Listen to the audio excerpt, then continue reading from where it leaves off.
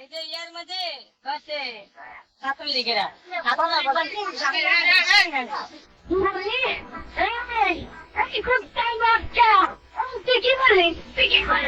ক্ষমা করে দেন ভাই, 15 বছর ধরে বলতে বলতে অভ্যাস হয়ে গিয়েছে তো তাই ভুলেতে ছাত্রলীগ বলে ফেলছে। তবে পিছনের বাসি ওলা রিয়েকশনটা জোশ ছিল, বেচারা আগে কি বলবে না বলবে বুঝতেছে না, তাই বাসি বাজিয়ে মনের রাগ মিটাইতেছে। হ্যালো এভরিওয়ান, অস্থির বাঙালি সিরিজের আরো একটি এপিসোডে আপনাকে স্বাগতম। প্রতিবারের মতো ইচ্ছা মতো বিনোদন পেতে পুরো ভিডিওটি দেখতে থাকুন। তাহলে চলুন শুরু করা যাক।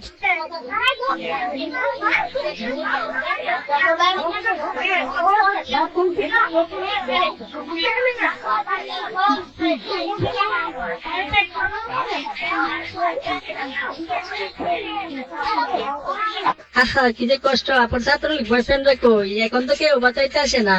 যাই হোক, যাদের বয়ফ্রেন্ড ছাত্রলীগ করার ফলে এখন উদাও, তারা চাইলে আমাকে তত্ত্বাবধায়ক বয়ফ্রেন্ড বানাতে পারেন।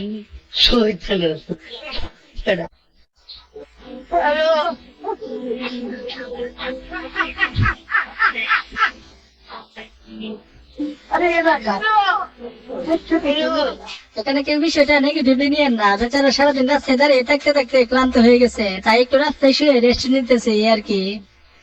বর্তমানে গোপালগঞ্জবাসী যা শুরু করেছে, গোপালগঞ্জের একদিন আর সেনাবাহিনী যে কয়দিন লাগে।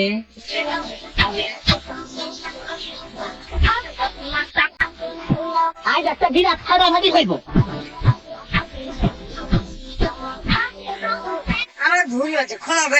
যাই হোক, সবশেষে গোপালগঞ্জের খেলা শেষ করার পর সেনাবাহিনী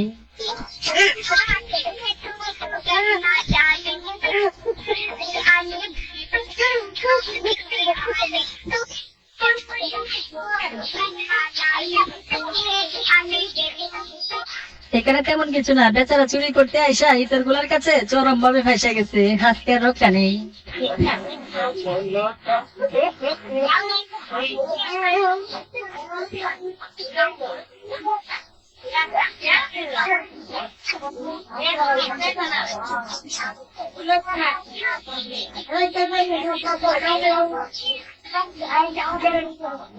কেমন না লাগে বলেন, বেচারার ভয়ে কলেজের পানি শুকিয়ে গেছে, আর এর এখানে জোর করে ডান্স করাইতেছে। আজকের পর থেকে হয়তো বেচারা আর কোনোদিন চুরি করার চিন্তাও করবে না, একেবারে জনমের শিক্ষা হয়ে গেছে।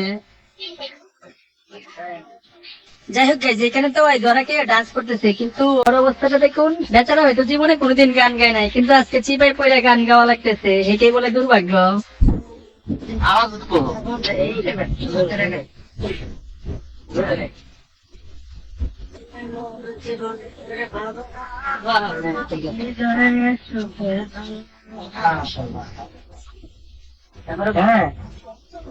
এই থেকে আমি বুঝতে তোমাকে যাবে না।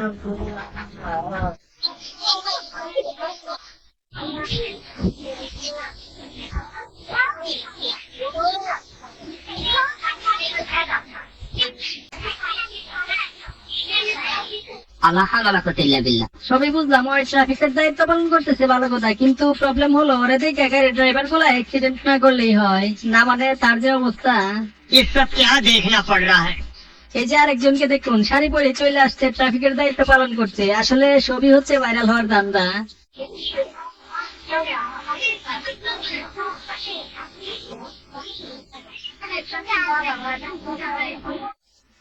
কি বলবো, যাই হোক,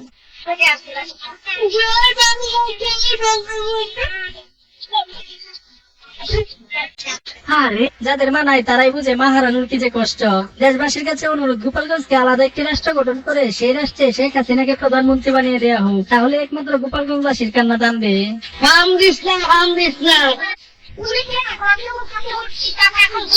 আমরা তো আর মানে ট্রেনিং ছাত্র না, কিভাবে কি করতে হবে এটা তো জানি না। আমরা যতটুকু পাচ্ছি একটা সিগন্যাল হয়তো 8টা করে ছাত্র, সেখানে আমরা 70-80 জন একটা সিগন্যাল কন্ট্রোল করতেছি, কষ্ট করছে পুলিশরা, কতটুকু কষ্ট করছি আমরা এখন বুঝতেছি।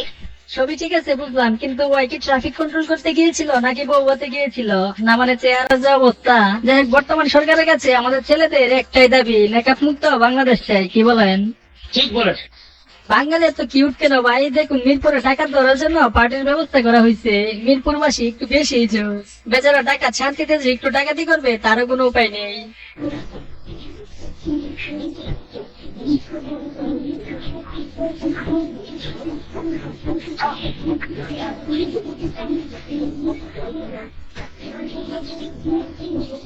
এক আশ্চর্য।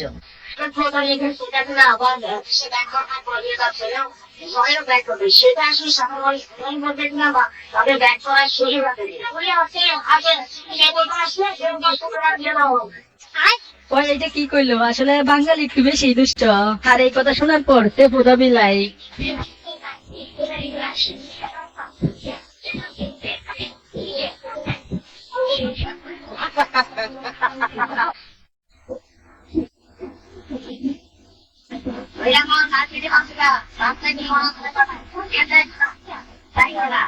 হয় একদম ঠিক আছে, এভাবে বাঙালিকে শিক্ষা দিতে হবে, না হলে এই জাতি কোনোদিনও সভ্য হবে না।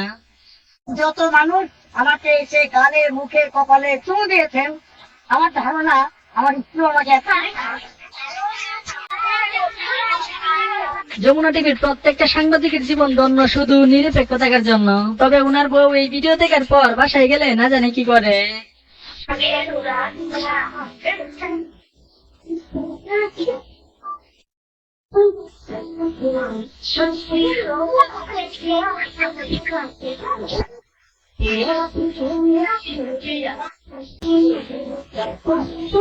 এটা বেশ, যারা সিস্টেম ব্রেক করবে তাদেরকে এভাবে সিস্টেমে আনতে হবে। সিস্টেম ব্রেক করতে করতে বাঙালির অভ্যাসে পরিণত হয়ে গেছে। এখন থেকে সিস্টেম মানতে হবে সবার। কি নিয়ে আসছেন?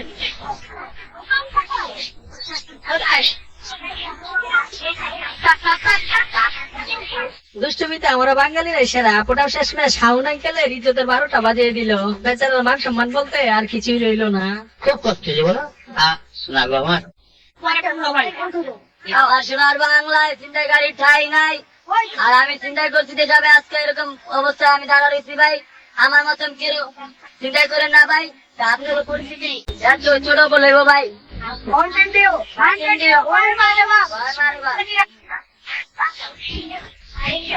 আসলে আমার সোনার বাংলায় চিন্তাইকারীর কোনোটাই নাই। চিন্তাইকারী ভাইয়েরা এখন থেকে সাবধান, একবার ধরা গেলে পরিস্থিতি যে কি হবে বুঝতেই পেরেছে।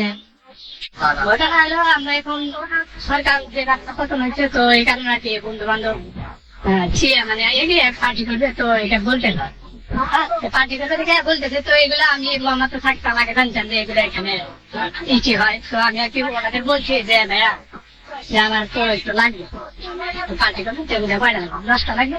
তো ঠিক আছে, আমি ওনারা বলছে তাহলে এসে নিয়ে যাবো। তার কারণে আমি আসছিলাম নেওয়ার জন্য যে বন্ধু বান্ধব পার্টি করবে। আরে মিশনটা সাকসেস হইল না, এর আগে কটকে গেছে। এখন সেনাবাহিনী পুতুল গুলা ওর পিছন দিয়ে ভরে না দিলেই হয়।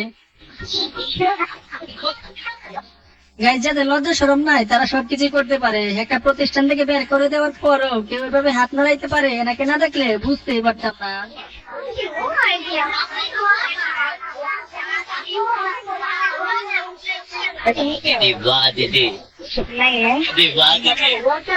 গাইজ, আজকের মতো এই পর্যন্ত। আর এমন সব মজার ভিডিও নিয়মিত পেতে একটি লাইক করে আমাদের চ্যানেলটি সাবস্ক্রাইব করে পাশেই থাকুন।